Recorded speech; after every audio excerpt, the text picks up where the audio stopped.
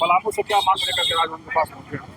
Sir देखिए, हम लोग बर्खास्त अनुसेवक लोग हैं, जो बिना कसूर को हम लोग को बर्खास्त कर दिया गया है। बस यही हम लोग आग्रह कर रहे हैं सरकार से कि फिर से पुनः हम लोग को उसी जिस स्थान पर थे, जिस पद पर थे, उसी पद पर फिर से बहाल कर लिया जाए। यही आग्रह कर रहे हैं। और क्या बोले, परेशानी तो बहुत है। बच्चों लोग को स्कूल फी नहीं भर पा रहे हैं, बैंक के लोन लिए हैं, फोन आ रहा है, लड़की का शादी करना है, कहाँ से तिलक लाएंगे, कहीं से कैसे शादी करेंगे, बहुत तरह का परेशानी हम लोग के साथ है भैया। नौकरी कैसे मिला था आप लोग को? नौकरी देखिए भैया, 2010 में वैकेंसी लाया था और 17 में हम लोग एग्जाम दिए थे। इसके बाद नौकरी में आए हम लोग। वैकेंसी कौन निकाले थे आप लोग? वैकेंसी तो डीसी महोदय निकाले थे, पलामू डीसी। अपना नाम बता दीजिए। मेरा नाम शोभा कुमारी है। आप क्या कहेंगे इस बार? आप लोग पलामू से आए हैं, क्या मांग है आप लोग? हम लोग 251 अनुसेवकों का यही मांग है कि हमें फिर से समायोजन करके नौकरी में रखा जाए। क्या कैसे बहाल हुए थे आप? देखिए, 2010 में बहाली आया था और उसके बाद किसी कारण बोला बहाली स्थगित हो गया था, लेकिन हाईकोर्ट के माध्यम से 2017 में एग्जाम हुआ था और 2018 में हम लोग है सो क्या कहते हैं नौकरी लिए थे और डायरेक्ट है सो 2025 में हम लोग को 1 मार्च को हटा दिया जाता है, बर्खास्त कर दिया जाता है।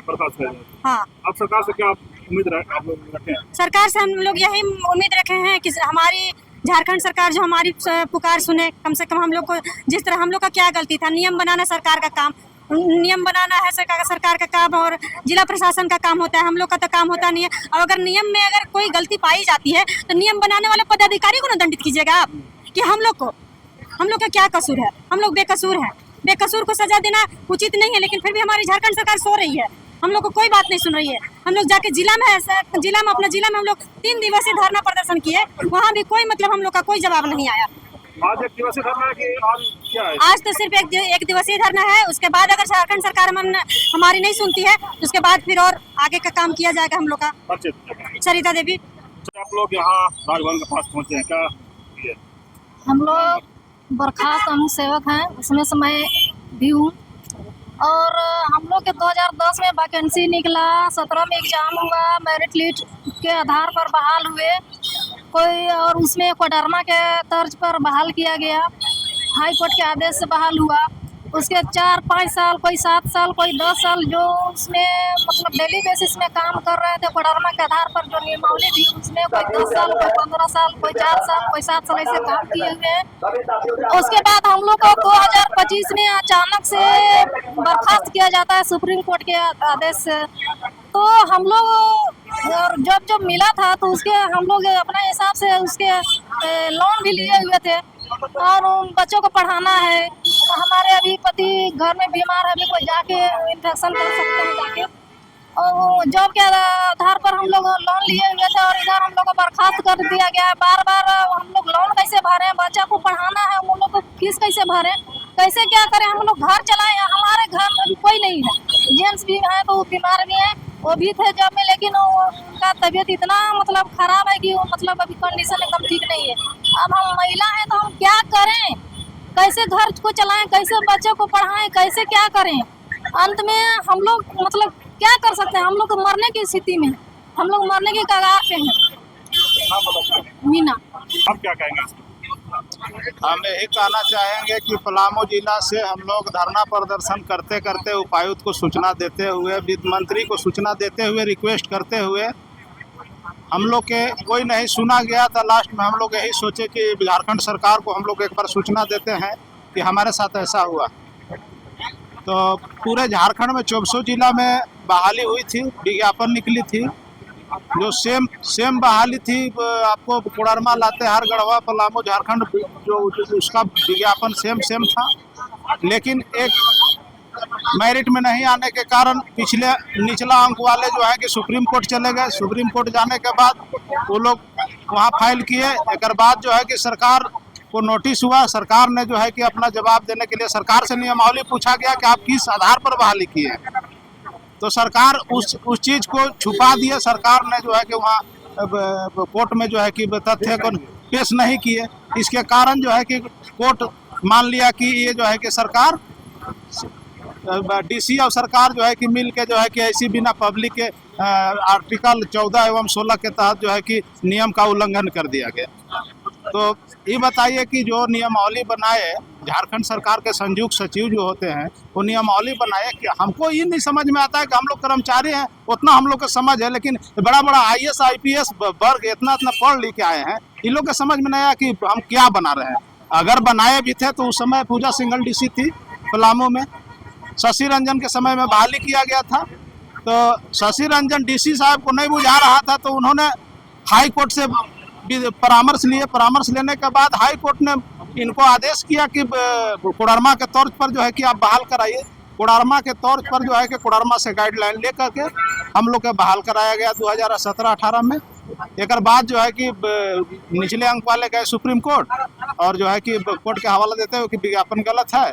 सरकार जो है कि अपना पक्ष रखबे नहीं की, एक तरफा जो है कि सुनवाई। सरकार अपना भी पक्ष नहीं रखी तो हम लोग के भी सूचना नहीं दी कि आप लोग के प्रति ऐसा ऐसा आया है। तो हम लोग, अगर सरकार हम लोग के चाहते हैं, हम लोग चाहते हैं कि हम लोग जैसे थे वैसे हमको सरकार कर दी, बहाल किया जाए। हम लोग कहाँ जाएंगे, बेरोजगारी में पड़ गए, बीवी बच्चे सब खैला पीला बिना, कोई लोन लिया है, किसी का बच्ची सियानी है कि कोई लोन लेके घर बना दिया है। मेरा नाम राजेश पासवान। मामला लेकर राजभवन पहुंचे। हम लोग को सर यही मामला है कि 2010 में विज्ञापन निकाला गया था झारखंड सरकार के और जिला प्रशासन के द्वारा। 2010 को विज्ञापन निकलने के बाद 2017 में परीक्षा लिया गया सर, लेकिन परीक्षा के बाद उसमें हम लोग पास किए। पास करने के बाद 2018 में हम लोग का योगदान किया गया नौकरी में।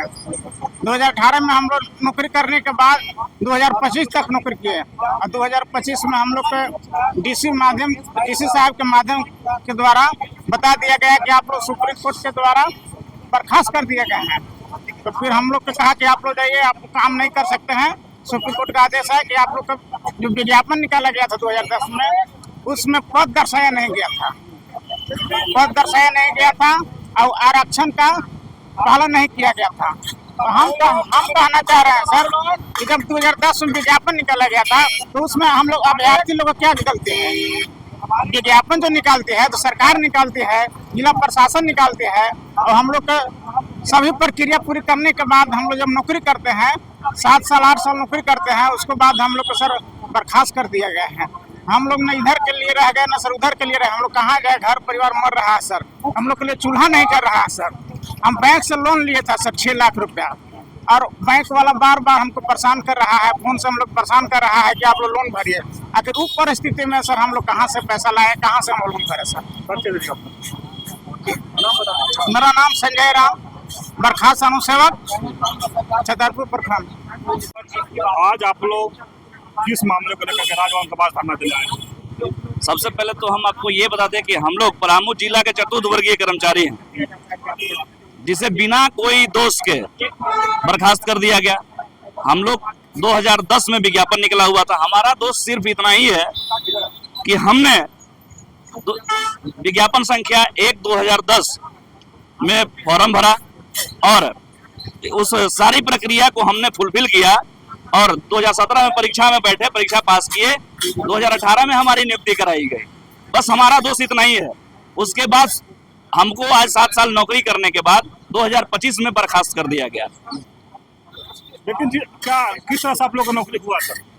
हमारी नौकरी जो है बिल्कुल सरकार के विज्ञापन, पलामू जिले उपायुक्त के विज्ञापन 1/2010 में विज्ञापन निकाला गया था। विज्ञापन में हम लोग फॉर्म भरे हुए थे, उसमें शामिल हुए थे। 2017 में हमारी परीक्षा ली गई थी, और उसके बाद 18 में रिजल्ट जारी किया और हम लोग को नियुक्त कराया गया था। अब क्या चाहते हैं आप लोग? हमारी मांग यही है कि हमको पुनः हमारे कार्य पर वापस किया जाए, हमें समायोजित किया जाए। हमारी मांग यही है। मैं सुधाकर दुबे, पलामू जिला चतुर्थवर्गीय कर्मचारी।